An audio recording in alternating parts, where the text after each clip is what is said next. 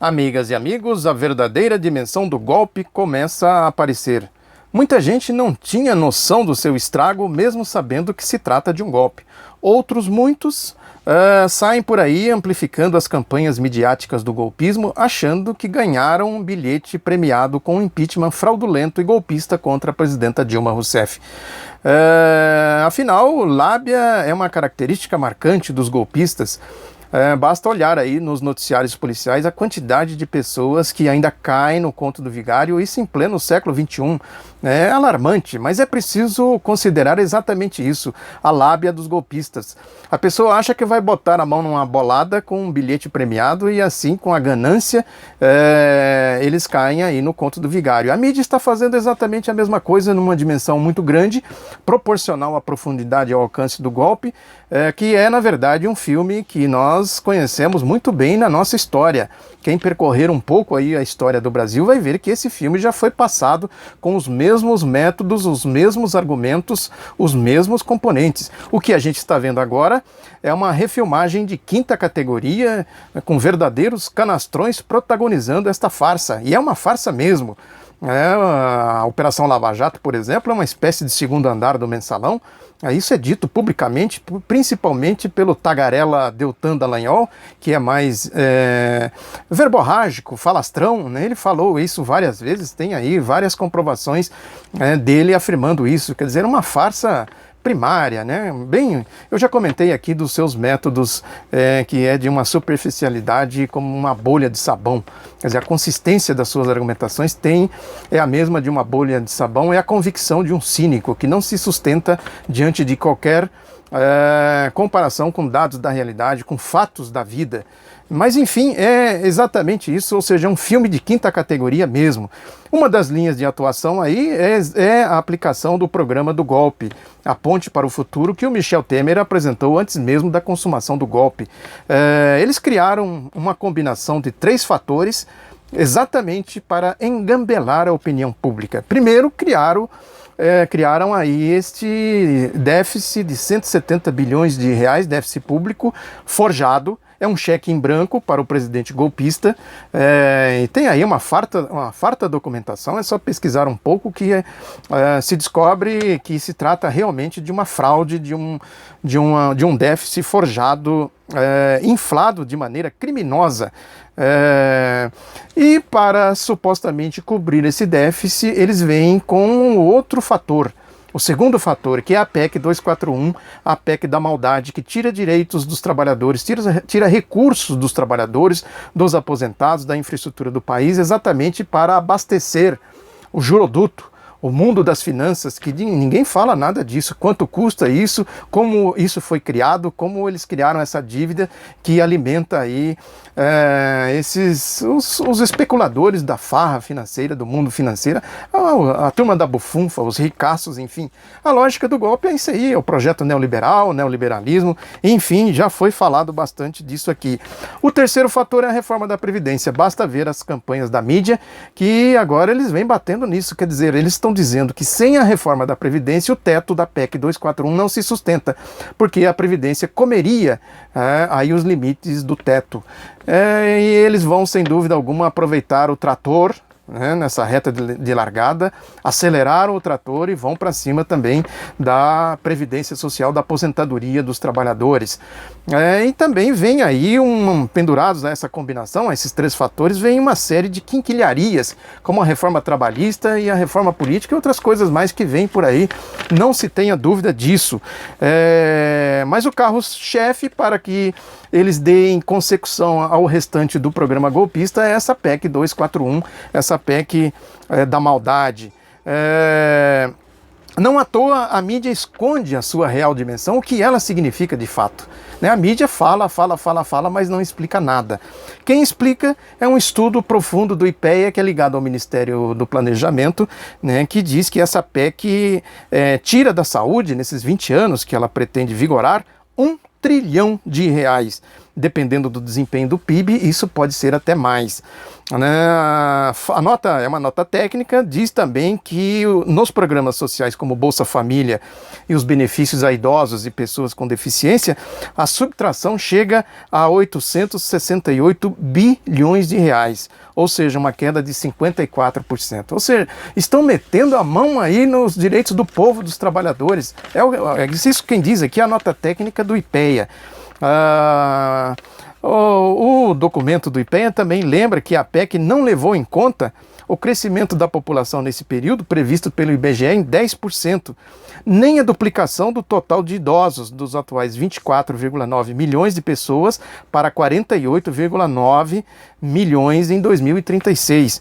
Não há dúvida de que essa população vai ter a qualidade de vida muito reduzida, né, porque vai haver um sucateamento da saúde pública e também a retirada aí de benefícios sociais. Ou seja, é uma PEC realmente da maldade, a maldade contra o povo, tudo no interesse da turma dos ricaços, que essa turma não tem face, não tem coração, não tem alma, né? Eles são de uma frieza impressionante.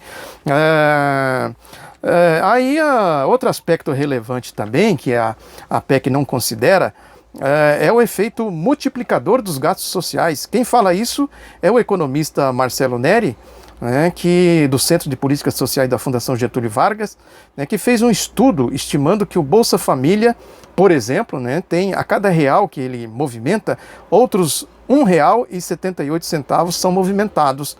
Ou seja, o triplo do impacto da Previdência, segundo o estudo dele. A Previdência já tem um impacto grande, porque ela dinamiza com seus benefícios as economias de muitas cidades e regiões do país, especialmente as regiões mais pobres, mais empobrecidas, e o impacto do Bolsa Família é ainda maior, porque dinamiza, ele se transforma num centro dinamizador da economia, sem contar aí nos outros efeitos, como por exemplo a educação. Os filhos dessas famílias são obrigados a manter, essas famílias são obrigadas a manterem os filhos nas escolas. Ou seja, tem um efeito que a PEC simplesmente ignora, a mídia ignora, é a campanha midiática que eu falei aqui. Esse discurso passa longe da pregação midiática, aí, quer dizer, esse discurso tanto da nota técnica do IPEA quanto do estudo do Marcelo Neri da Fundação Getúlio Vargas, porque a mídia vai aí na pregação dos neoliberais. O mundo deles é outro, como bem lembra a nota técnica do IPEA num trecho que ela diz o seguinte: a configuração da PEC parece ancorar-se em uma concepção de progresso que desconsidera o papel proeminente dos investimentos públicos em educação, saúde, assistência social e cultura no desenvolvimento. Deste modo, a PEC parece passar ao largo da perspectiva de despesas sociais como instrumento capaz de dinamizar a economia e seu próprio fundamento. É exatamente isso, quer dizer, para passar ao largo desta perspectiva que existe essas campanhas midiáticas. E a Operação Lava Jato serve exatamente para isso.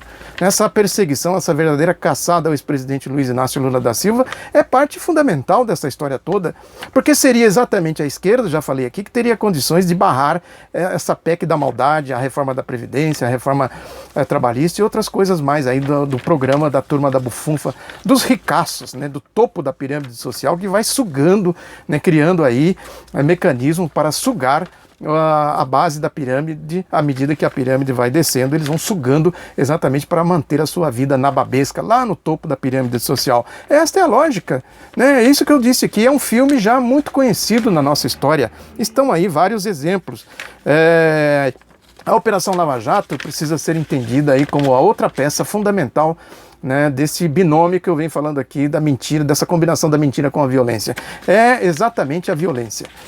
Aquela história da perseguição como se fosse no Velho Oeste, quer dizer, atira primeiro para perguntar depois. Uma verdadeira caçada que eles estão promovendo contra o ex-presidente Luiz Inácio Lula da Silva.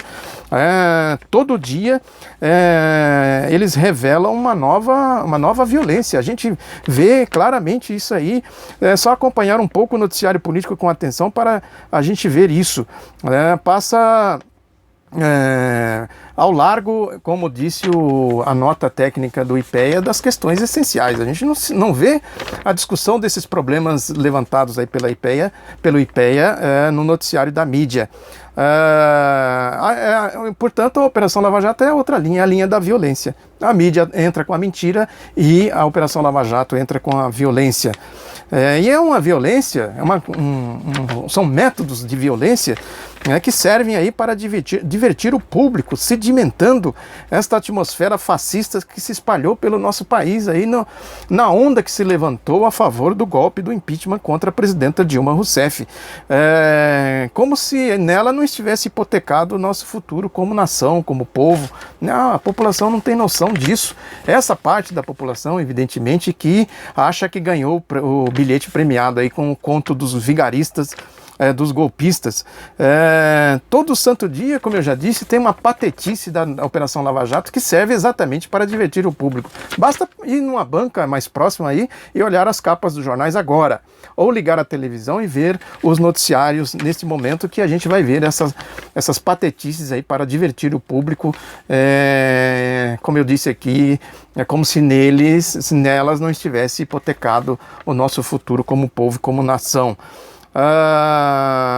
Tem aí, por exemplo, um caso que ficou meio que passou meio que batido, vamos dizer assim, que foi esse artigo do físico Rogério Cerqueira Leite na Folha de São Paulo, que chamou o Sérgio Moro de justiceiro e fundamentalista.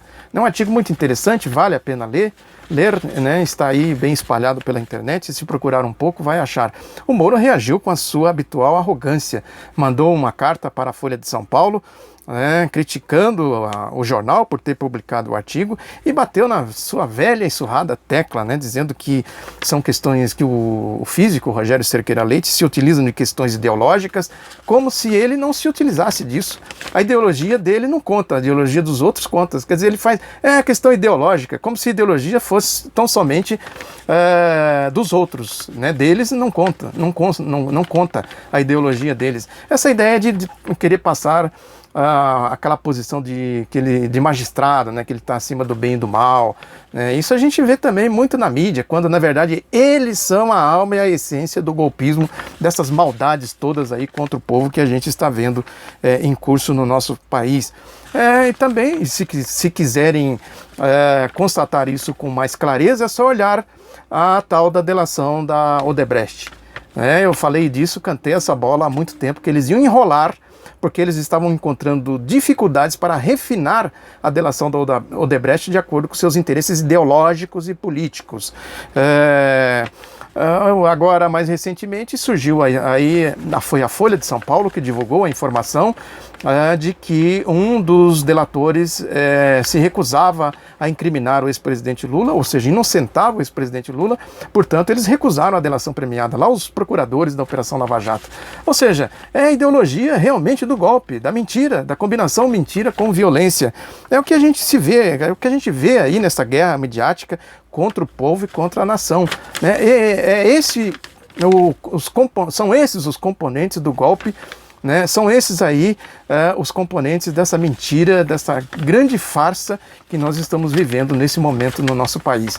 É preciso entender, né, para enfrentar essa dura realidade, né, que a gente está assistindo nesse momento. Muito obrigado pela atenção, um abraço, até a próxima. Conto com vocês para divulgar este outro lado da notícia.